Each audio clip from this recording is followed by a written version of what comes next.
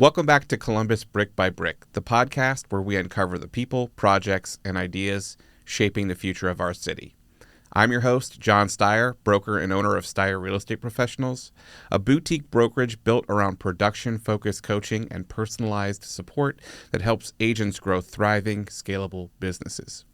Each week, we sit down with local leaders, entrepreneurs, and change makers across Columbus to learn how their work is building the foundations of our community, brick by brick. Today, I'm thrilled to be joined by Buffie Patterson, real estate broker and current president of Columbus REALTORS. Buffie's leadership represents thousands of real estate professionals across Central Ohio, and her story is one of transition, perseverance, and purpose. In our conversation, we'll explore how she found her way into leadership, the biggest opportunities and challenges facing realtors in a fast-growing city like Columbus, and the behind-the-scenes lessons she's learned while guiding the industry through shifting markets and affordability pressures.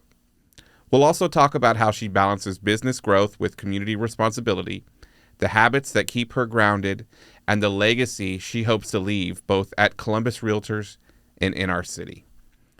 This is a conversation about vision, leadership, and the real impact that realtors have behind transactions. So let's dive in.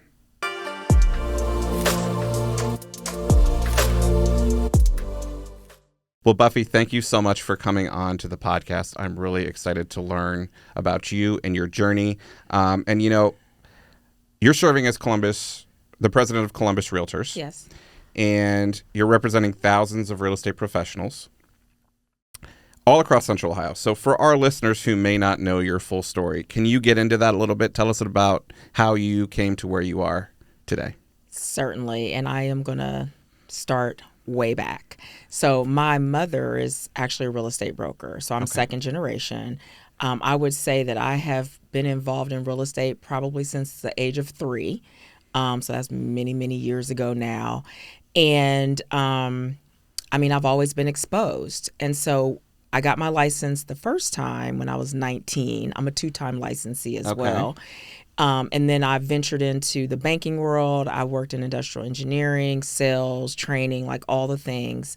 And then back in 2007, when the market took a little bit of a dip. A little bit. I was living and working in the Cleveland area for one of the banks. Mm-hmm. And I was on the phone with my parents and I could hear stress. I heard stress in their voices.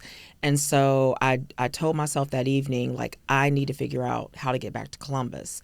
And I was actually approached by one of the larger banks here to relocate for a position. And so did that.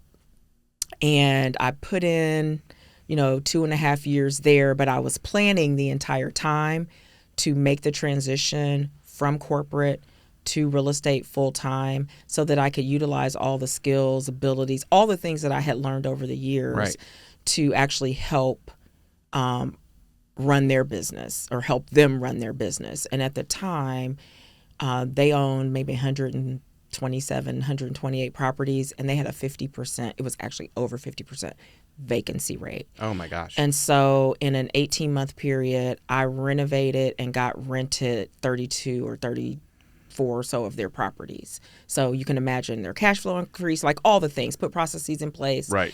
And I have been, so that was 2009.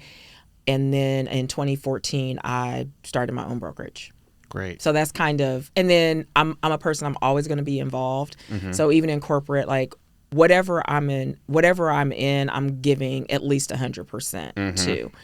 And so when I joined Columbus REALTORS, I got involved in committee work, and it really just continued from there. I think I've either been a member of, chaired, like every committee at Columbus REALTORS at this point. So you've had plenty of experience there, so it was natural that one day, and here we are. Yes. Here we are. Can you talk to us just a little bit about what that experience was like, just strictly out of curiosity? Which experience? Becoming the president of. So it's interesting because it's actually, in total, it's an 8-year commitment. So you have to have been on the board of directors for 3 years. Mm-hmm. And then you get elected into what's called the chairs. So as one of the officers. You typically start in the secretary position, you move up to treasurer, then president-elect, and then finally president. So that's 7 years. And then your immediate past president, which is minimally it's like an 8-year commitment. Yeah. I mean, so I'm one of these people, and people ask me all of the time, like, how do I get on the board? Like, I want to get on the board. What do I do? So, you need to be involved. You need to be engaged. I'm an introvert, so I was going to say people need to know who you are. Yes and no. But I mean, if you're out here in the community and doing the work, we all have to work with somebody else. And so just ensuring that you are a person that's working with and acting with integrity, you're following up, you're building good relationships with other agents so that if and when your name does come up, people know who you are and they support, what it is that you're trying to do. I also tell people, because there's this fear or concern that they're not going to get elected. I didn't get elected the first time that I ran for the board. And Chris Reese, who is a past president for Columbus Realtors and a past president for Ohio Realtors, actually told me, don't give up. It took me 3 times, right? I'm fortunate. It took me 2. But what I tell people who are interested is don't worry if you don't get elected, and also don't take your ball and go home. I think that's good advice just in general. I mean, you're here. It's what are your reasons for wanting to serve, Completely. Right? And so if you're here to serve the membership and if you're here to make our industry better, you can do that from pretty much any seat. Totally. So you don't have to be the president in order to make a difference in our industry. So I love that. Yeah. And so did you always have aspirations of becoming president, or did it just kind of happen? It just kind of happened. But I mean, honestly, I'm the type of person, pretty much whatever I get involved in, I kind of end up at the top. I don't know. Yeah, it is. It's just like, well, I don't there know. could be worse qualities that somebody could have. So Yeah. I think that speaks volumes about who you are. It's probably because I'm a workaholic. Well, that probably has something to do with it. Yeah. For sure. Yeah. Well, cool. Thanks for sharing that. So Columbus is one of the fastest growing cities in the Yes. country. From your seat as president, what do you see as the greatest opportunities and the biggest challenges for realtors and for residents right now? Okay, so it's a great position to be in, to be a growing city, a growing region. I would say the opportunities for residents and realtors is we are growing. And so, yay, right? You're going to have some work to do. We're expected to have, 1 million or so more people join us here in the next 25 years. Those people are going to need to have somewhere to live. Completely. And so from a realtor perspective, helping someone buy, sell, lease, that's a positive. You're going to have a lot of work to do in the coming years. From the perspective of a resident, as more people come, that means our city, which is already very attractive, is going to be even more so, because we're going to be able to afford the amenities that people find desirable. And so, like, I was born and raised here. Columbus today is way different than Columbus 50 years ago. Completely. And so think about what will be 25 years from now. We are already a place where people want to live, work, play. And I think just it will become more so, especially as you see things enacted like the Zone In. We're doing things related to transportation. We are increasing our green space. We're really trying to make Central Ohio better for the residents of Central Ohio. And I would think the challenges, traffic will definitely be a challenge. And then I think because we are growing and continuing to grow, we can also anticipate that prices will continue to increase. Yeah. Yes. That's been trending for a little while now, and Yeah. hard to see it slowing down with the growth. Absolutely. For and sure. So people always ask, oh, well, when is a good time to buy? When you live in a growing city, now is a good time to buy. It's always a good time to buy, because at this point in time, and I would say even into the foreseeable future, we're going to continue to grow. I mean, it's about logistics. All of the colleges and universities that we have in Central Ohio. I mean, so many things. Like it cracks me up because we have like the best library system, right? We've got COSI, which I also sit on their community board. It's like always either #1 or #2 science center in the country, actually internationally. Then you've got, we were just named #1 for business, for a place for business growth. I hadn't heard that. #1 September this I month. believe it. Yeah, and so we're going to continue to see. Sure, that's going to open eyeballs. It's going to bring in more business. It's going to bring in more development. It's going to bring in more people. And if there was something I would hope that we would concentrate on that I don't know that we necessarily do right now, it is improving, like really there being a focus on our school systems across our region and just ensuring that our school systems are successful. Completely. Because I mean, I already feel like to some degree we're unstoppable, but imagine if we rallied around our school districts. The future, really. And it's an investment. It would be great, yeah. right? So I think that's an area of focus that I'll maybe have once I'm in a different seat. I like that. As someone with young children, I really, that rings very true to me. So I appreciate you bringing that up. Let's continue on. So leading in an industry that's evolving so quickly comes with both pressure and responsibility. What's one of the biggest challenges that you've had to navigate in your leadership role, and what did you learn from it? So I would say probably the biggest challenge hasn't actually been during my year as president, more so during my year as president-elect, and that was the lawsuits. And just navigating through what was uncertain, unknown territory. Are we still going to be a viable organization nationally at the state level, locally? And then all of the communication really that had to go out to our membership and really like the whole nation. It was a wild time. It was. But like what's happening, what's changing, and that as professionals, we can't afford to panic. And we need to understand things from the perspective that we know today, because it was literally changing every day. But I think as an organization, we did a really good job. We have a great communications team. We got out in front of the agents. I mean, we were doing videos and there was a lot of communication, and it was important. It makes and a necessary. difference. It makes a difference. And I think because we did such a great job with communication, when the change actually went into effect, which was on a Saturday in August, the number of phone calls that we received from agents and others when that change went into effect on a Saturday, when compensation, which was on MLS Friday. August 17th. Yep, and disappeared on Saturday or whatever day we did it. We might have done it on Friday, but there one day, gone the next. We received a total of 6 phone calls. Wow. 3 of them were from the MLS director wanting to know, had anybody called in? But I would say, like, out of everything, that probably was the most challenging because there was a landmark so much uncertainty thing and so much fear. Yeah. I mean, I can only speak from my personal experience back then, but during that time, I wasn't worried. And part of that was because of the communication and the conversation.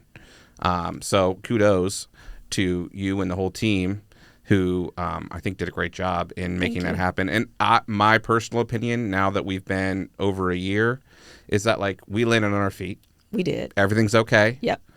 We're continuing to be successful, and I don't see that changing. We figured things out. Like if you don't panic, you can figure it out. Yeah. There is no problem, honestly, that can't be solved. A little tool that I have in my toolbox around, like if I'm feeling anxiety around something, is like, future me is going to know things that I don't know now, and future me has got this. Yeah, I love it. It helps. It truly does. Like, just remind yourself, like, I'm going to know stuff in the future that I don't know right now that is going to help me to solve whatever it is I'm worried about. Right. But anyways, to your point, like, I think it went really well. So I think you did a great job. Well, let's transition a little bit kind of into the day-to-day realities of the industry and your perspective as a broker owner. So when you look at the Columbus real estate market right now, inventory, affordability, new development, what trends do you see that most people are missing or are underestimating? So that's a good question. So what trends are people missing? So I think we tend to focus on the fact that prices are increasing. And I think there is a misconception that there isn't anything that's affordable in our market. And that's actually not true. Now, you may not necessarily get to live, in a place where the median income, median purchase price is $600,000 or $700,000, but there are opportunities across Central Ohio to find a home, honestly, under our median, which right now is running about 340. I recently did some research to look at how many homes do we have that are $275,000 or less, and what are the communities where those homes exist? They literally exist everywhere in our region. I mean, there's a couple of spots, your Dublins, your New Albany's, where they're more difficult to find. In that price point, those are usually condos, but single family homes across Central Ohio, you can actually find, and in some areas like a Reynoldsburg, they exist. Totally. So I think common misconception that there are no affordable areas in Central Ohio, and it just is not true.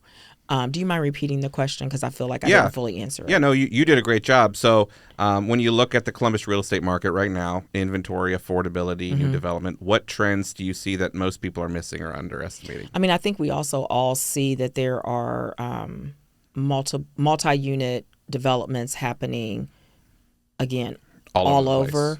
I do believe, though, that developers are working in partnership with municipalities, with organizations like ours, to ensure that we're not just building apartment buildings that at some point in the future are going to be empty, right? And so making sure that we're including, restaurants and other amenities, making sure that we're including just places where people want to go, making them building communities, destinations versus just housing.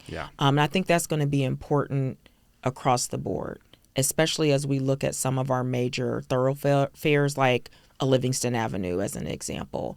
What and I mean, Children's Hospital is a great example of something that you can do in an area that is kind of forgotten about. It may not have the most positive. It's wild to drive through there now. Okay, it's like an entire city. I know, it is insane. It's driving an through there, you're entire city. Look at this, and every time you go, it's different. I feel like yes, because they're still building. Right. And so, when we talked about like Columbus and just what Columbus has to offer, the future is really bright for Columbus and Central Ohio. And if you just open your eyes and look around, every community is growing. Every community is building. I have a client who used to work here with me in the banking environment, moved out of state. While he was here, though, I helped him, young person, helped him buy several homes for investment property. So he lives in Atlanta. He came back. He was just here a couple weeks ago, and he was like, "Oh my God!" He's like, "I think I want to move back to Columbus." Right. And he lives in Atlanta. Yeah. And he was blown away. It is shocking the changes that happen just year over year. Right. So, I mean, we got a good story to tell. Yeah. And I think a part of it is, I mean, obviously we're a Midwestern city, but we work together here. And as long as that continues, I don't think there's a way to stop I think us. that Columbus is a shining city on a hill in the Midwest. Yes. I'm from Columbus. Me too. I could live anywhere in the world, and I've traveled, and I Right. choose to be here. My family's here, but also I love Columbus. Yes. I really do, and I couldn't see myself wanting to be anywhere else. Yes. Yeah. That's awesome. Yeah. So how do you think realtors in Columbus can best balance business growth and community responsibility, especially in, as you were speaking about, neighborhoods where they may be facing affordability challenges? Well, I mean, I think it's important. I mean, we are in the community. If you think about it, we everybody needs somewhere to live. Mm-hmm. We're kind of the first line of defense for homeowners. I would say even those who don't own homes, renters. So we're like the first line of defense. And so actually being involved in your community is very important, and keeping pulse and keeping pace with what's happening and what's changing, very important. And then, I'm going to put in a plug for Columbus Realtors. I think it's important to get involved. Get involved, do the committee work, have a seat at the table, make sure your voice is being heard, make changes that positively impact our communities. Yeah. And we have area associations. So if you don't want to necessarily come to headquarters, we have area associations in pretty much every community, but it's just important to get involved and to make sure your voice is being heard. If you know officials, elected or appointed officials in your communities, and there is legislation that's coming up that is of a concern, go and talk to those people.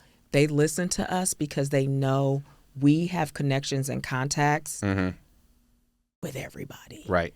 Right. And so I think it's just important to not and I'm saying this as an introvert because I could like not talk to anyone ever and be okay. But you got to put yourself out there, especially if you've got a fire in you to see and make positive change. Like you can't do it alone, and you can't do it in a vacuum. Yeah, and I think that as we all grow, that just becomes more and more evident that you got to lean on people. You do. You have to, and that's something that realtors can do with each other. And I love the highlight that you brought up of, hey, if you don't want to be a part of the broader Columbus realtors, or you don't have the space for that,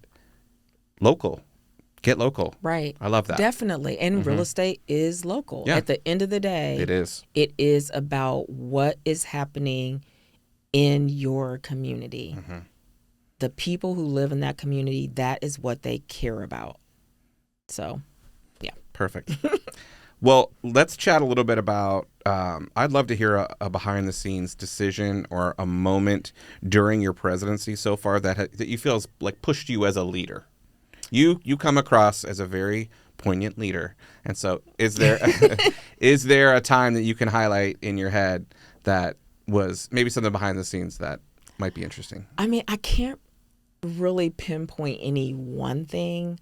What I will say is, like, we're sitting here and having this conversation. We recently had the Central Ohio Real Estate Summit. Yeah, that was great. Thank you. There was I just recently participated in a podcast.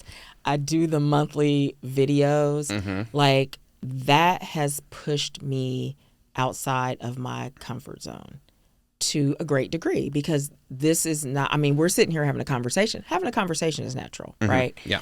Having a conversation in front of, thousands of people is not natural. Right. And so I really have appreciated and, believe it or not, enjoyed the opportunity to do this because it is pushing me beyond the borders of what I would normally or naturally You're do. stepping out of your comfort zone a little bit. Yes. Well, you feel natural. It seems natural when you're speaking, and I attended the summit, and I thought you did a great job. Thank you.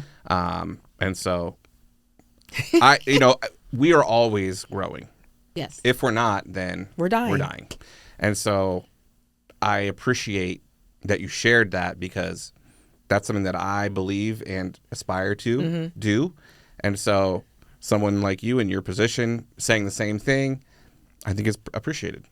And also, I think it's important for people to know that just because you're not comfortable doing something doesn't mean you shouldn't do it. Completely. Right? Completely. And I mean, the great thing about the Realtor organization at the local level, state level, and even at the national level, when you're in a position of leadership, honestly, the staff is not going to let you fail. Like, they're there to support you.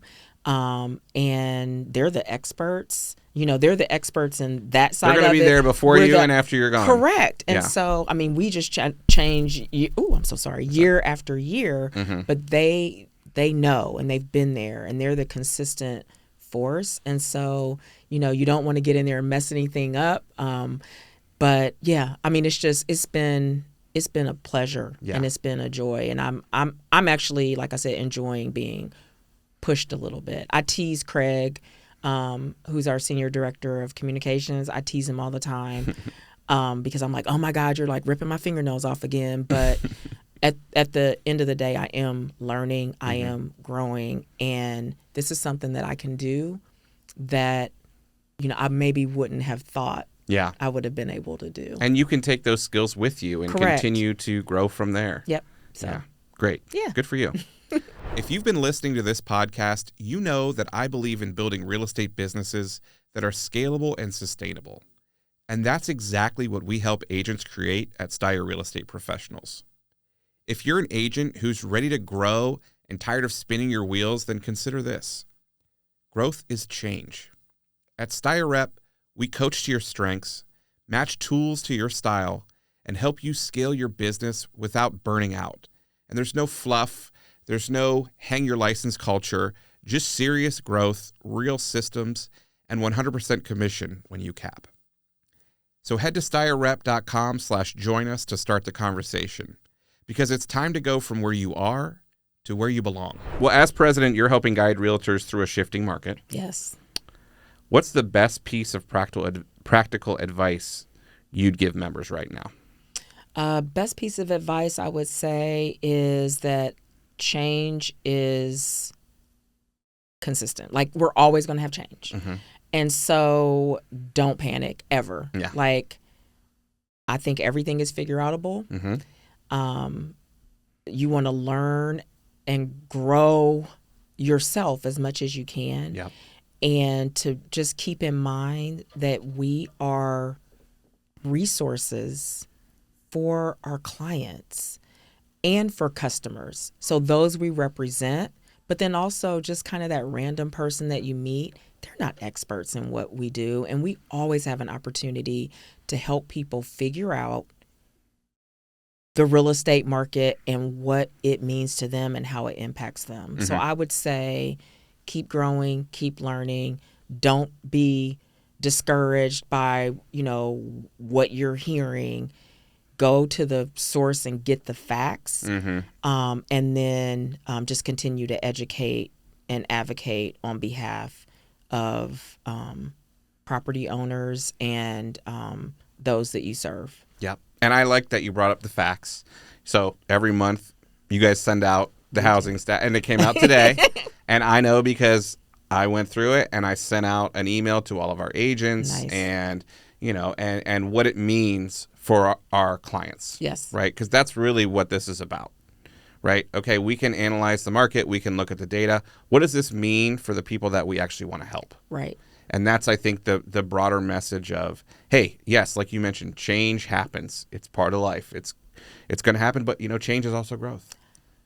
Correct. And, I mean, like I said, everything is figure outable, and you just can't, I don't know. I feel like, and this is just my personality, no matter what, I'm going to come out on top. Like, and I'm just saying, you can be down, you can be out. I'm brushing myself off. I love that.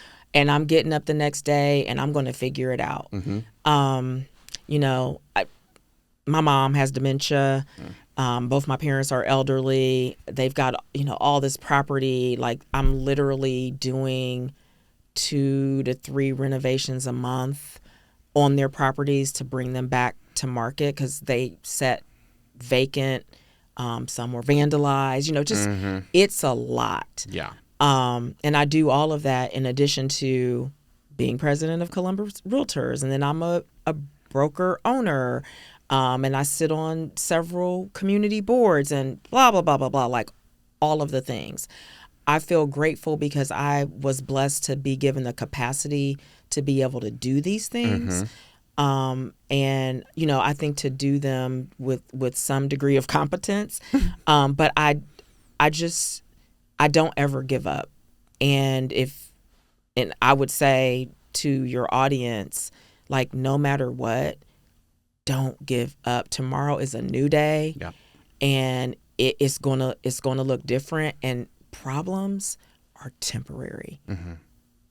They are temporary. So it might seem like the worst thing in the world today. You'll look back a year from now and it'll be like a pebble, like just sand on the beach. Yeah, and to that point, I think another tool in my tool belt is like, is this something that I'm going to care about in a year from now? Right. Or is this just something I'm worried about right now? Right. Like, how big of a problem is this really? Absolutely. Yeah, and like, you're right, problems are solvable. They are. We wouldn't be sitting here today if they weren't.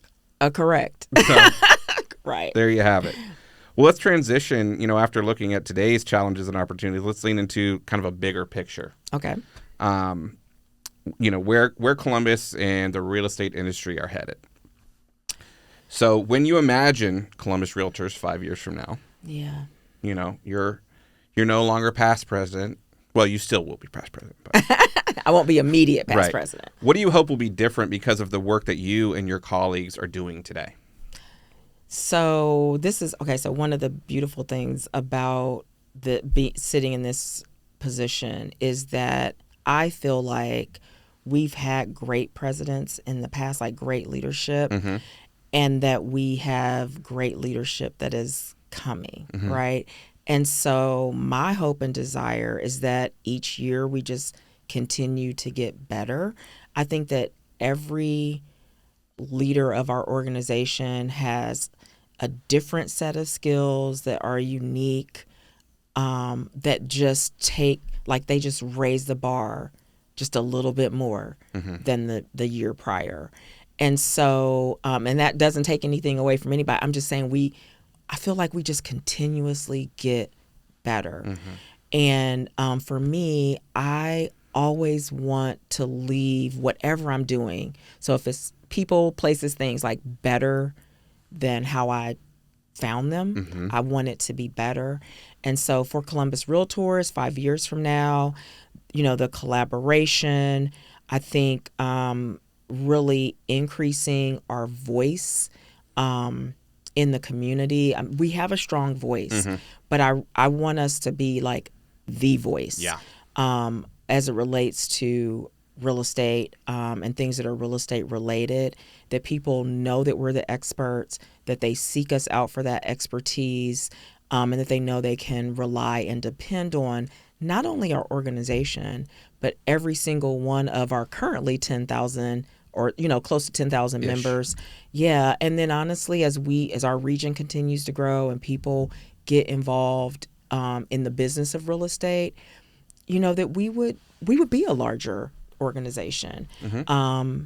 and that we would just be able to really support the continued growth of Central Ohio, and I believe we can do that. Love it. Yeah. Well, that brings me to the next question. If you could change one thing about how real estate operates in Columbus, whether it's policy, zoning, education, what would it be? If I could change one thing. Or more than one.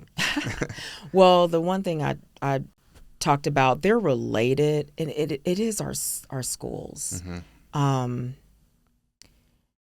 I think that often some communities don't get the recognition that they deserve because of their location, maybe because of their school district. And I think all of us kind of rise up as our schools rise up. Mm-hmm. So I would say if there's something I would want to change, it would be the perception, so the actual performance, but then the negative perception of performance of some of our school districts that are, deemed right now to be not doing so well or failing. And then if we could figure out poverty and homelessness to some degree, and how we help to serve the underserved in our communities, because honestly, we're only as good as the least of us. Sure. And so, and we've got some great minds here in Central Ohio. Like, we need to get together and get this stuff figured out. Yeah.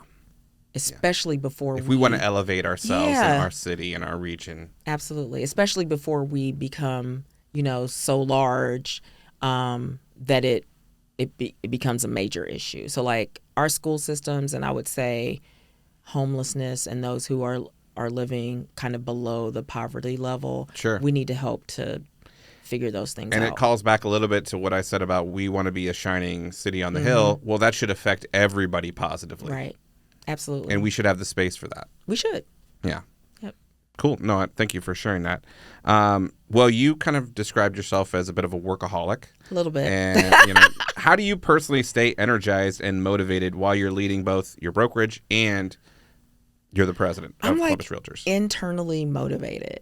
I am. Like, it's crazy. I don't need coffee. I don't need, I don't drink. I don't smoke. Like, none of those things. I'm just internally motivated. I'm a planner. I see something and I just go after it. Yeah. So I'm just, I don't know. I'm internally motivated. And I like to see positive change. And so that motivates me. And my family motivates me. My dog motivates me. Yeah. Yeah. And then I like to help people. Regardless of if we have a relationship or not, if you come to me with a question that I can help you resolve, I'm going to help you. You want to help? Yeah, definitely. I think that's great. And I think that a lot of people who are successful, that is the driver. Right. I mean, I can say that I am with you on that. Like, I want to help people. Right. I enjoy it. Right. And that's, I feel like a lot of people, why they become realtors is because you get to do that. And it's a direct, when you're in a corporation and you're making these policies and I'm doing this and I'm doing that. Well, yes, something happens, down the line, but we have a direct, we can see. Right. You can see the impact smiles of the work that we do. We can see it. We can see it. We can feel it. I feel like there's a pipeline from either education or hospitality into real estate and being a realtor. And I think that is part of the reason, right? If you're drawn to that, then it follows that, hey, if you want to help people, if you want to serve people in whatever capacity, then this is a great space for that. Yes. And that makes me think about something else that if I could change it, real estate related, that I would. And it is that with real estate education, I wish that there was more emphasis on what we actually do in the real world. Yes. So, potentially, is there a practicum that potential new agents could go through so that they get to see the day-to-day? Because there's the test, right? But then there's what we actually do. And it would be great to have people walk in the door and better understand the role that they play in helping people buy, sell, invest, do all the things. Right. And us as brokers, it falls on us. Right. It does. It falls on us. And so if there could be more formality to that, I think it could help everybody. Yes, definitely. Right? Because if I'm teaching you might, yes, the laws are the laws, the rules are the rules, but we might teach someone different, and that may down the line affect client experience one way or the other, right. or and you extrapolate that across however many agents and brokerages and on and on. Well, we've got a few more questions here as we start to wrap this up. I'm excited to hear about you and your future, and I want to know, what does success look like to you now compared to when you first started in real estate? What does success look like to me now? So I think when I first started, I was young, as mentioned, and I wasn't necessarily really focused on real estate. My mom was a broker. My parents had all this property. I'm like, I'm going to go ahead and get my license. Yeah. And then, fast forward 20 years and just kind of looking at it, I think initially it was how many houses can I sell? How much money can I make? Kind of thing. But now it's how much positive change can I impact and how many people can I help? Yeah.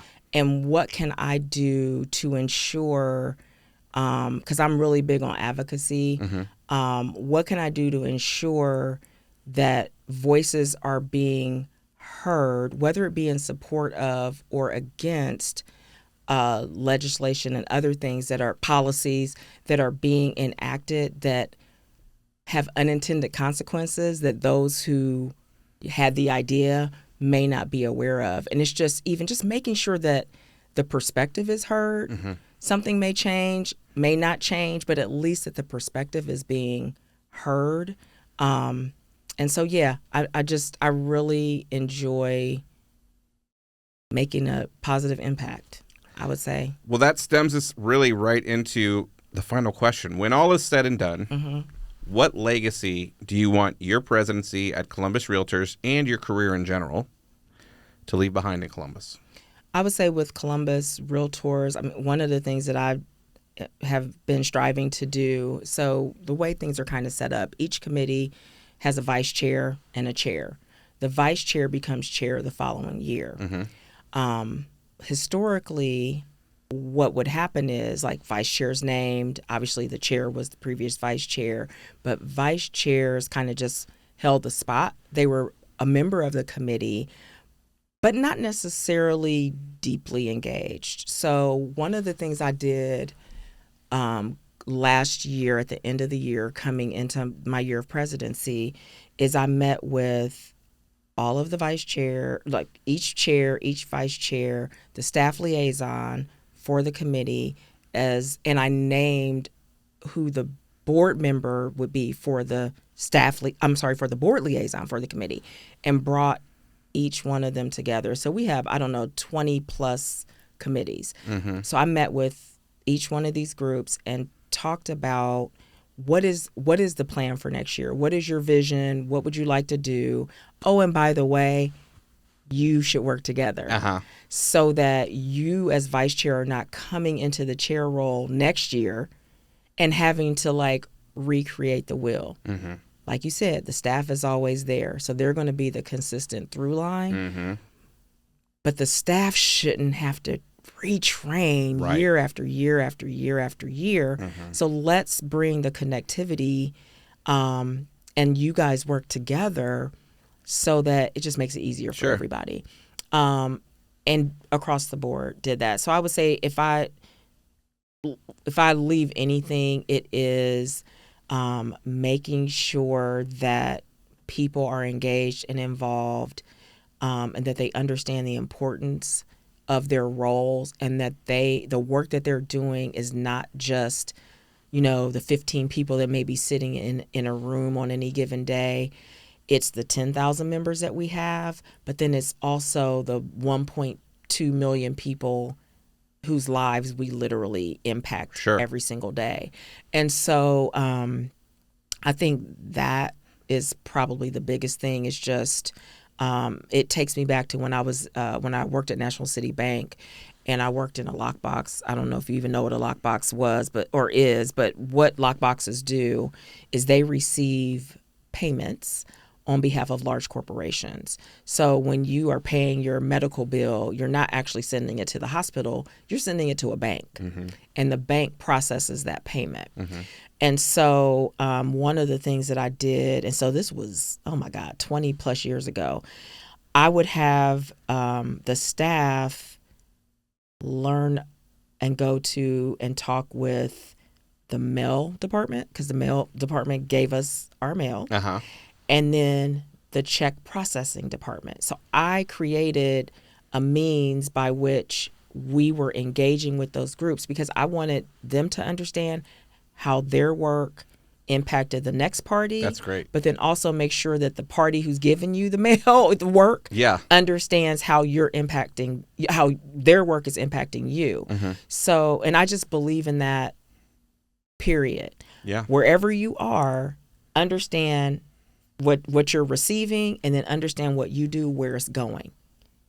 It's just going to make things better all around. Completely. So, yeah, that's how we get better. I think that's great. And it sounds like you're really making impactful change. I'm trying. Well, we'll see in 5 years or on and on, but that's great. Thank you. Thank you. Well, this has been great. I've really enjoyed this conversation. If our listeners or followers wanted to find you or reach out to you, what would be the best way for them to do that? So I'm on Facebook, Instagram, LinkedIn. my license plate and my kind of little tagline is House Pro, but it's HOUSPRO. So you can find me on Instagram there. Facebook is Buffy the House Pro. You can also just look up my name, Buffie Patterson. You know, we're all real estate agents are all over the internet, so I'm pretty easy to find. Cool. Well, thank you again for being on. It was a great conversation. I really appreciate it. Yeah, thank you for having me. I really enjoyed this. Well, good. I enjoyed it as well, so thank you very much. All right. Well, that was Buffie Patterson, president of Columbus Realtors and a passionate leader shaping the real estate landscape here in Columbus. From the opportunities and challenges of a fast-growing city to the importance of balancing business with community impact to her reflections on leadership, resilience, and legacy, Buffie reminded us that realtors aren't just about closing deals. They're about building trust, strengthening neighborhoods, and helping to shape the city we all call home. Buffie, I want to thank you so much for sharing your story and your insights with us today. And to our listeners, thank you for joining us on Columbus Brick by Brick. If you happen to enjoy this episode, please make sure to subscribe, leave a comment, and share it with someone who you think might be inspired by Buffy's journey. You can also follow us on Instagram, Facebook, and YouTube at Columbus Brick by Brick, and visit us online at columbusbrickbybrick.com. So this is Columbus Brick by Brick, where every brick has a story, and we're here to tell it. We'll see you next time.